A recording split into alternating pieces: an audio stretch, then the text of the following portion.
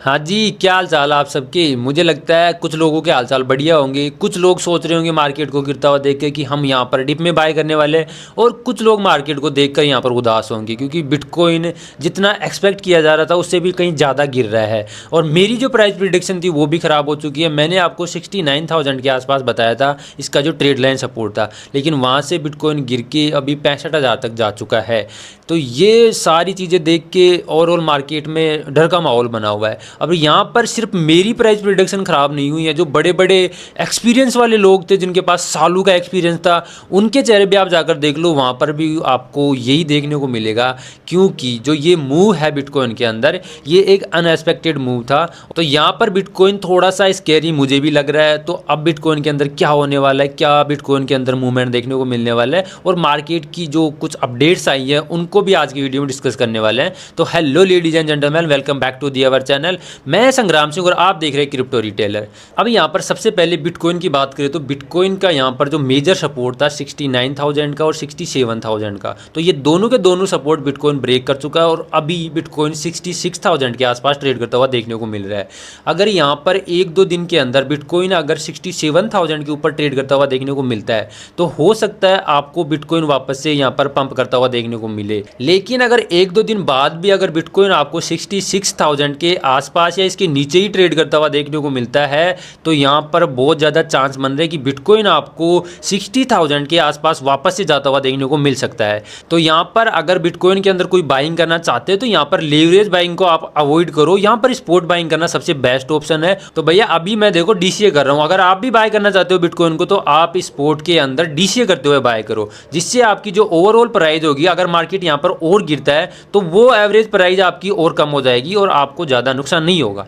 तो दोस्तों बिटकॉइन के बारे में हम बात कर चुके हैं, क्या हाल चाल है बिटकॉइन के और क्या मोमेंटम हमें देखने को मिल सकता है। लेकिन अब बात करते हैं आज की मार्केट अपडेट्स के बारे में। तो सबसे पहली अपडेट आ रही है इंडिया की तरफ से, उसके ऊपर चर्चा करते हैं।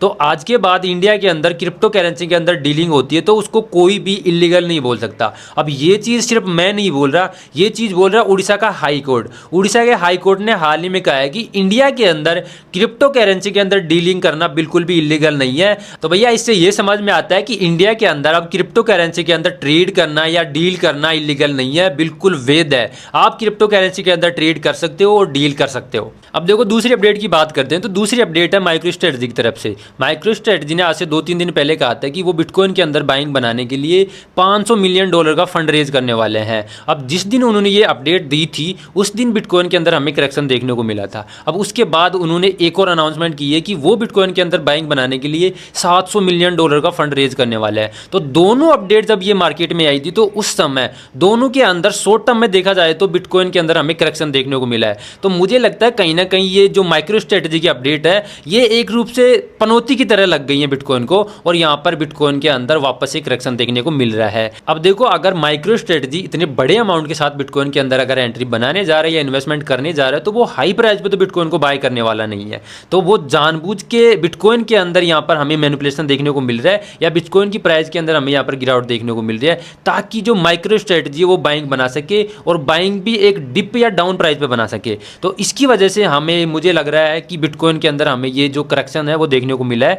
और दूसरी चीज़ देखें तो जो आउटफ्लो है बिटकॉइन की ETF का वो भी 2 दिन से ज़्यादा ही देखने को मिल रहा है और इनफ्लो का डेटा ना के बराबर देखने को मिल रहा है। तो इन दो वजह से बिटकॉइन की प्राइस के अंदर हमें यहाँ पर करेक्शन देखने को मिल रहा है। अब लॉन्ग टर्म के अंदर बात करें तो अगर माइक्रो स्ट्रेटजी यहाँ पर बिटकॉइन बाय करने के बारे में सोच रहा है तो भैया उसको पता है कि बिटकॉइन यहाँ पर वापस से पंप करने वाला है। तो लॉन्ग टर्म के अंदर माइक्रो स्ट्रेटजी की जो पनौती है वो लागू नहीं होती है और लॉन्ग टर्म में वापस से बिटकॉइन हमें यहाँ पर रैली करता हुआ देखने को मिल सकता है। तो भैया आप बात कर लेते हैं इथीरियम को और इथीरियम की ETF को लेकर। इथीरियम की ETF को लेकर यहाँ पर SEC ने भी ये बोल दिया था कि इथीरियम की ETF की ट्रेडिंग हमारी तरफ से डिले नहीं हो रही है, ये डिपेंड करता है जो इथीरियम की ETF की कंपनी है उनके ऊपर। वो चाहे तो इथीरियम की ETF को जल्दी लाइव कर सकते हैं या फिर वो चाहे तो लेट भी कर सकते हैं। लेकिन आज के दिन एक अपडेट आई है कि इथीरियम की ETF 2 जुलाई को लाइव हो सकती है। अब ये मैं नहीं बता रहा, ये अपडेट आई है ब्लूमबर्ग के जो ETF एनालिस्ट है एरिक सर, उन्होंने कहा है कि इथेरियम की ETF 2 जुलाई तक लाइव हो सकती है। तो भैया इथेरियम के ऊपर नज़र बना कर रखो। इथेरियम की प्राइस में हमें यहाँ पर एक शानदार डंप भी देखने को मिला है और ETF भी 2 जुलाई से लाइव होने वाली है।